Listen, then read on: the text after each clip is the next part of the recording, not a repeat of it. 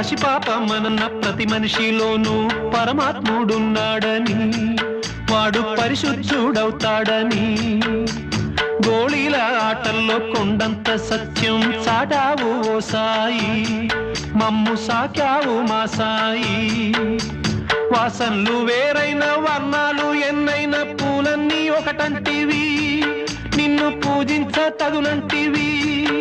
మా తడిలేని హృదయాల దయతోటి తడిపి కలుపుల్ని తీసేస్తివి, మాలో కలతల్ని మాపేస్తివి.